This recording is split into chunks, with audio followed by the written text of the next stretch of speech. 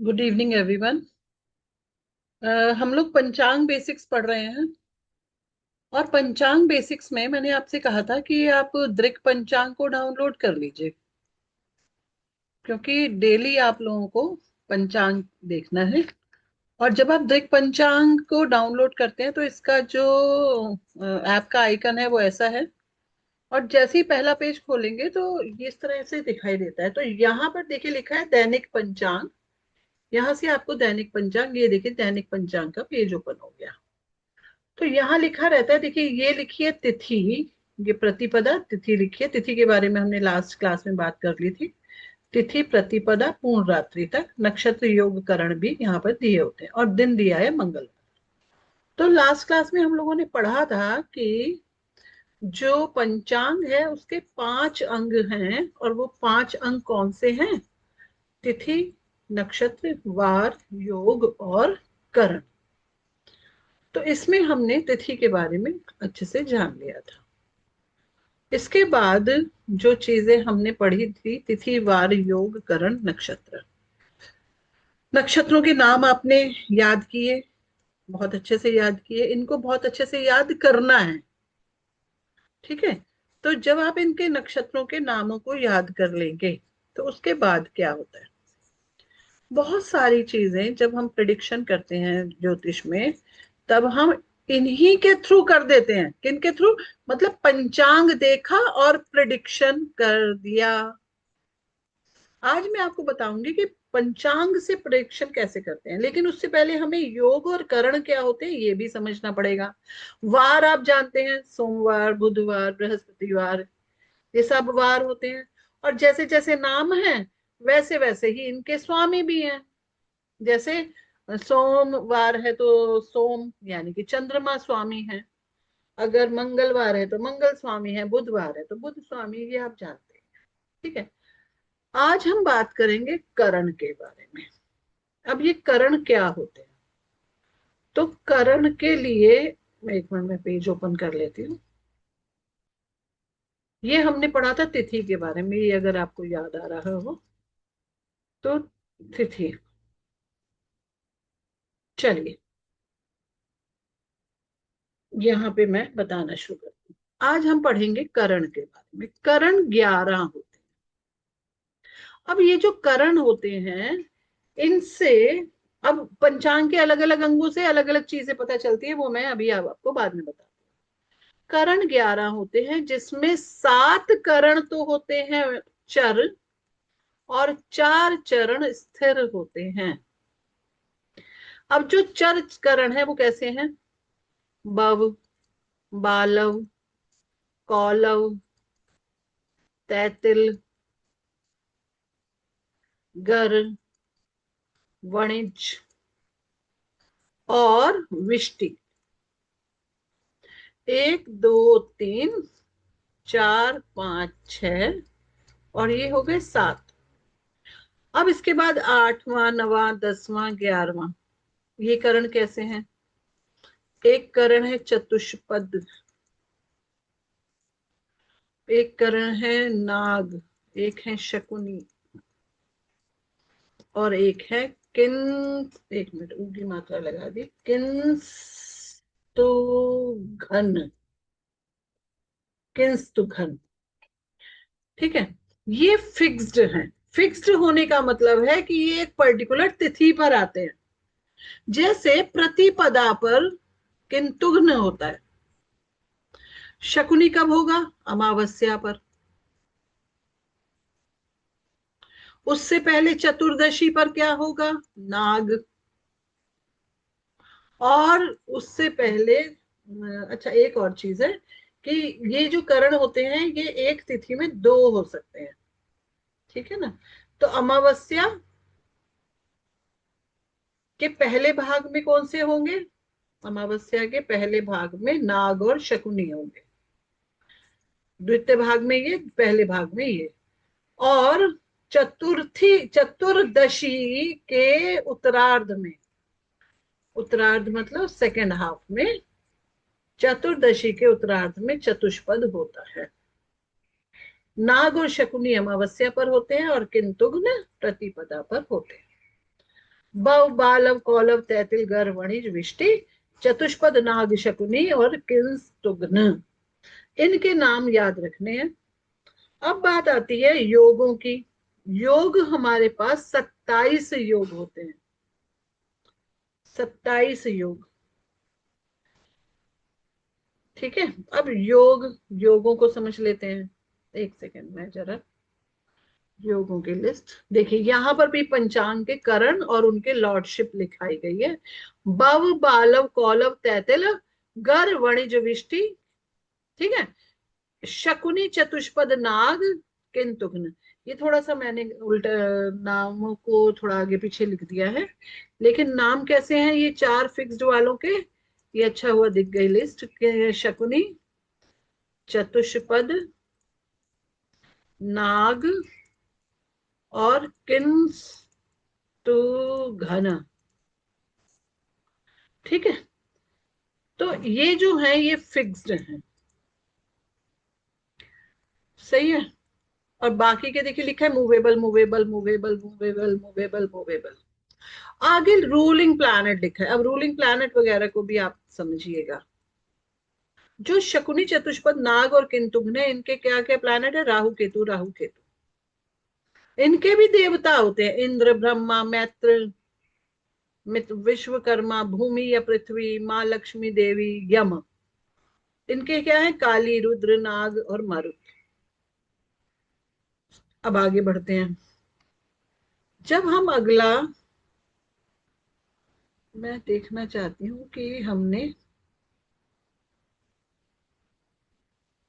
योगों के नाम कहाँ लिखे। योगों के नाम की लिस्ट मैं अभी आप लोगों को प्रोवाइड कर।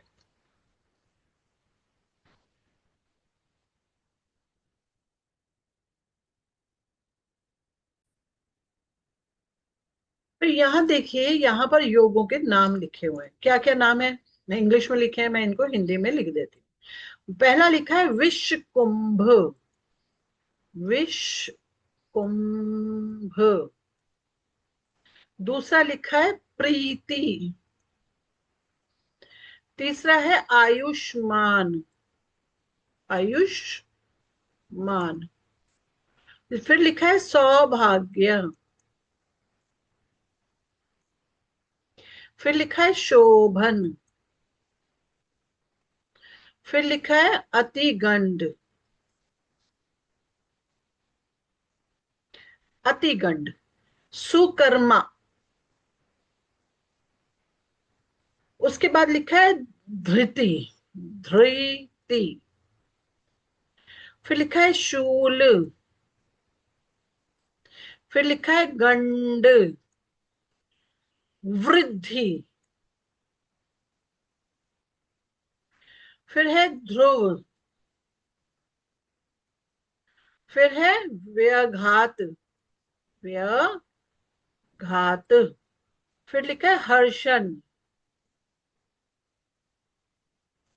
ये पेट कटा श है। वज्र, सिद्धि। फिर लिखा है व्यतिपात। फिर है व्रयान, वरियान। फिर लिखा है वृद्ध, परिधा, परिध।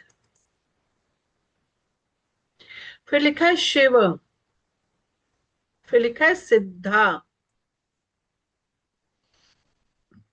साध्य, शुभ, शुक्ल, ब्रह्मा। फिर लिखा है ऐन्द्र, ऐन्द्र। फिर लिखा है वृद्धि। ठीक। आगे इनके स्वामियों के नाम लिखे हैं। ये लिखा है यम, विष्णु, चंद्रदेव, ब्रह्मा, बृहस्पति। फिर चंद्रदेव, फिर इंद्र। फिर लिखा है जल। फिर लिखा है नाग, अग्नि, सूर्य, भूमि, पवन, फिर लिखा है भाग, वरुण, गणेश, रुद्र। फिर लिखा है कुबेर, विश्वकर्मा, मित्र, कार्तिकेय, सावित्री, लक्ष्मी, पार्वती, अश्वनी, पितृ। और फिर लिखा है धृति। तो ये 27 योग हैं। अब योग बनते कैसे हैं? योग क्या है कि सूर्य के भोगांश यानी कि सन का लॉन्गिट्यूड और मून का लॉन्गिट्यूड यानी कि चंद्रमा का भोगांश, दोनों को जोड़ दिया जाता है।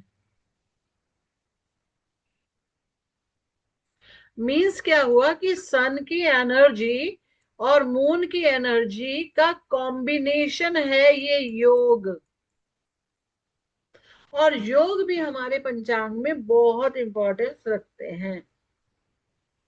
ठीक है, तो इस तरह से हमने जाना कि जो पंचांग है उसके 5 अंग हैं। सबसे पहले हम नक्षत्रों को पढ़ चुके हैं, फिर हमने तिथि को पढ़ा है, फिर हमने वार को पढ़ा है। उसके अलावा हमने योग और करण का, पहले करण पढ़ा और फिर योगों को पढ़ा है। ठीक है ना? किसको पढ़ा? योग पढ़ा और करण पढ़ा। अब इसके बाद आते हैं ये बातें, ये क्या बताते हैं। जैसे हमने कहा था तिथि आपके व्यवहार के बारे में बात करती है, यहां तक कि आपके अंदर दूसरों के प्रति, दूसरों से रिलेशंस आपके कैसे रहेंगे वो आपका वार बताता है। Relationship with others. अगर आप क्रूर वार में पैदा हुए हैं, जैसे सूर्य के वार यानी कि रविवार, रविवार को या मंगलवार को, तो आपके अंदर क्रूरता होगी यानी कि एनर्जी बहुत होगी।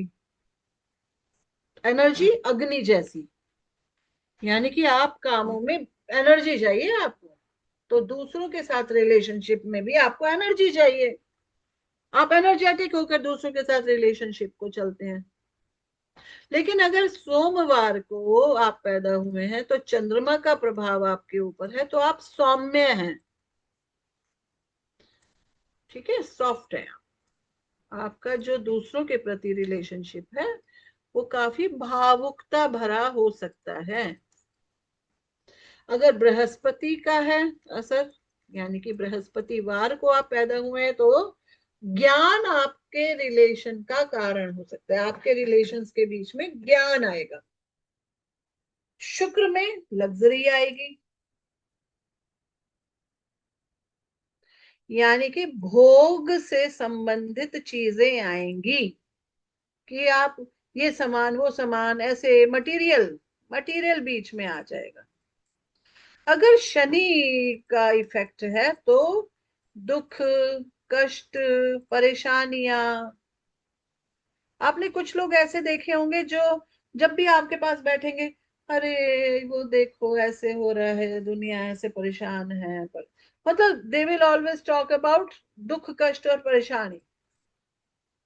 कुछ लोग आपसे मटेरियल के बारे में, अरे वो देखो कितना अच्छा आजकल वो गैजेट, वो गैजेट। बुध अगर है तो इंटेलिजेंस की बात करेगा, इंटेलिजेंस की बात करेगा। बुध, बृहस्पति है तो ज्ञान, विजडम की बात करेगा। ठीक है, तो दूसरों से रिलेशनशिप बनाते हुए आपके वार का स्वामी बहुत चीजें बता देता है आपके बारे में। ठीक है ना? उसके बाद आती है क्या? तिथि, वार, नक्षत्र से देख लेते हैं नक्षत्र क्या कहते हैं हमारे बारे में। नक्षत्र आपकी ओवरऑल एनर्जी को शो करते हैं। एक सेकेंड, नक्षत्र क्या बता रहे हैं? नक्षत्र बताते हैं आपकी लाइफ एनर्जी। नक्षत्र से आपकी लाइफ एनर्जी पता चलती है, क्योंकि नक्षत्र से ही पता चलता है कि आपके जन्म की दशा क्या थी। अब ये जो दशाओं वाली जो शब्द बोला है मैंने, ये हम आगे पढ़ेंगे तो ये जान जाएंगे कि दशाएं कैसे कैलकुलेट करते हैं और कैसे पता चलता है कि जन्म के समय क्या दशा थी। तो ये हमारी लाइफ की एनर्जी है। वार हमारी एनर्जी टू वर्क भी बताता है।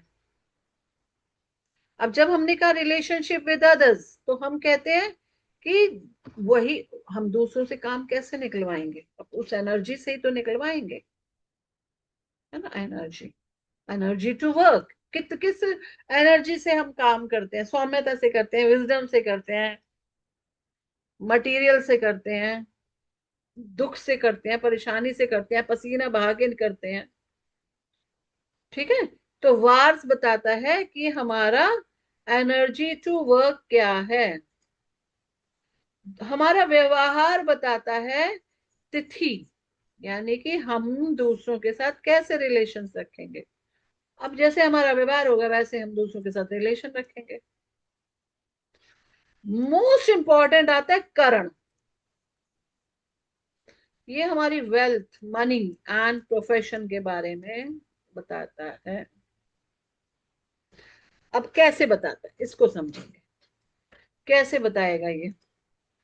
अब हमें ये पता है कि करणों के स्वामी कोई ना कोई होते हैं, चलिए फिर भी छोड़ दीजिए उन्हें।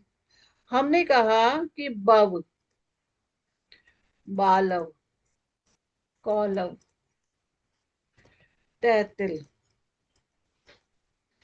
गर, वणिज और विष्टि।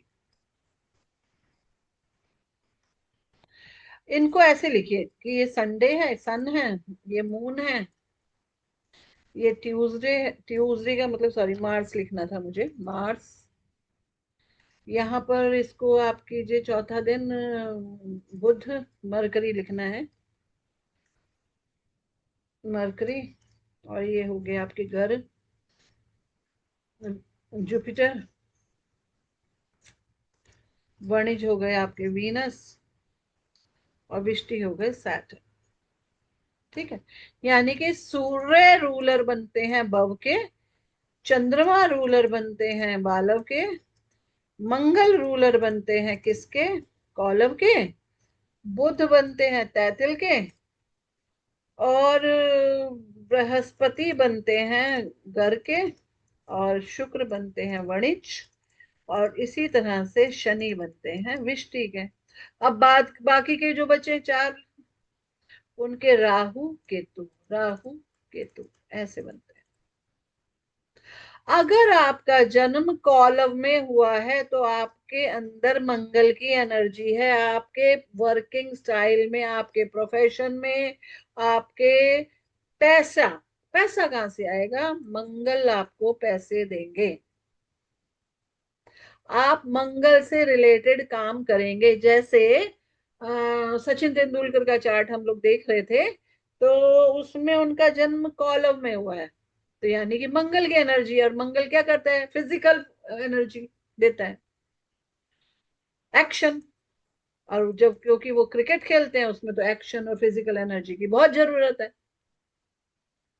एक हमने चार्ट देखा, उनका जन्म तैतिल में हुआ है, तो तैतिल में हुआ है यानी कि वो मैथ्स करते हैं, मैथ्स नहीं करते तो कंप्यूटर करते हैं, कैलकुलेशंस करते हैं, बिजनेस में बहुत अच्छे हैं। घर में अगर जन्म है तो बृहस्पति। तो आप अपने पंचांग को भी देखिए कि जन्म के समय आपका पंचांग क्या था, वो पांच अंग क्या थे, वो क्या बता रहे हैं आपके बारे में।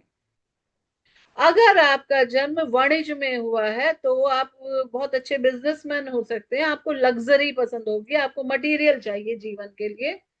आप प्रोफेशनली भी ऐसे होंगे जिसमें आपको आपके शुक्र का असर होगा। ठीक है ना। अगर आपका जन्म विष्टि नक्षत्र लिए हुआ, सॉरी करण में हुआ है, तो आपको पसीना बहाना पसंद होगा, मेहनत, हार्ड वर्क करना पड़ेगा, क्योंकि शनि को पसंद है पसीना, पसीना चाहिए। इसी तरह से अब आपके योग क्या बताते हैं, our link to everything, overall link. ठीक है ना, ये हमारा ओवरऑल लिंक बताते हैं। इसमें क्या होता है कि कुछ जो योग हैं वो शुभ हैं और कुछ योग अशुभ हैं, जिनके आपको नाम गंदे गंदे से दिख रहे हैं, जैसे विषकुंभ, अतिगंड, धृति, शूल, व्याघात, गंड, है ना, ये अच्छे योग नहीं है। व्यतिपात, वज्र, ये अच्छे योग नहीं माने गए। ठीक है, क्यों अच्छे योग नहीं माने गए हैं, जिनके स्वामी भी अशुभता फैलाते हैं। ठीक है, तो कुछ, लेकिन ऐसा नहीं है कि ये बिल्कुल ही अशुभ है, तो यानी कि ये इनमें जन्म होना, ऐसे व्यक्ति ये वाले जो योग हैं जिनको हम कह रहे हैं कि ये अशुभ हैं, ये पूजा पाठ के लिए बहुत अच्छे हैं, साधना के लिए बहुत अच्छे हैं। प्रभु की पूजा वूजा करनी हो, साधना करनी हो, बहुत बढ़िया है। ठीक है ना, तो अतिगंड हो गए, शूल हो गए, व्याघात हो गए, व्यतिपात हो गए, विषकुंभ हो गए, गंड हो गया, तो इनमें क्या होता है कि आप साधना के लिए बहुत अच्छा माना गया है इन्हें। ठीक, ये आपका ओवरऑल, ओवरऑल बताते हैं, over our link to everything, overall link to everything, everything जी लगाना है। ठीक है ना, तो इन चीजों को ऐसे समझना है। तो अपने पंचांग को जानो और ये पता लगाओ आपका पंचांग आपके बारे में क्या कहता है। कौन सी ऐसी ड्राइविंग फोर्स है जो आपको दौलत दे सकती है, कौन सी ऐसी ड्राइविंग फोर्स है जो आपके रिलेशन दूसरों के साथ ठीक कर सकती है, रिलेशनशिप। आजकल बहुत सारे रिलेशनशिप काउंसलर्स हैं। ठीक है, तो अगर आप अपने पंचांग को ही समझ लेंगे तो आपको ये समझ आ जाएगा, और फिर वो पर्टिकुलर प्लैनेट आपके चार्ट में कैसा है, क्यों आपके रिलेशनशिप दूसरों से खराब है। आपके चार्ट में आपके पंचांग के जो 5 स्वामी हैं, क्या उनकी पोजीशन बहुत अच्छी है, नहीं है, तो यानी कि you need to work on that. आपको उन्हीं 5 स्वामियों पे काम करना होगा, जिससे आप अपने जीवन को अच्छा बना सकें। देखिए, ज्योतिष के पास लोग इसीलिए जाते हैं, जैसे काउंसलर होते हैं ना, मैरिज काउंसलर होते हैं, काउंसलर्स होते हैं, तो काउंसलर की तरह वर्क करते हैं ज्योतिष भी। तो काउंसिल करना है दूसरे को। तो बहुत शॉर्ट में अगर देखें तो पंचांग को समझ लीजिए और ये देख लीजिए कि इनके चार्ट में ये वाला प्लैनेट है, मित्र राशि में है, तो बहुत बढ़िया, बहुत सपोर्टिव होगा। तिथि का स्वामी अगर बहुत अच्छी स्थिति में चार्ट में है तो उस बंदे के रिलेशनशिप दूसरों के साथ बहुत अच्छे होंगे। करण का स्वामी बहुत अच्छी स्थिति में है तो व्यक्ति वेल्दी होगा, मनी बहुत होगी उसके पास, उसका प्रोफेशन बहुत अच्छा चलेगा। एनर्जी टू वर्क, वार का स्वामी आपको सपोर्ट कर रहा है। नक्षत्र, लाइफ एनर्जी क्या है आपकी। योग, अवर लिंक टू एवरीथिंग, हम चीजों को कैसे देखते हैं।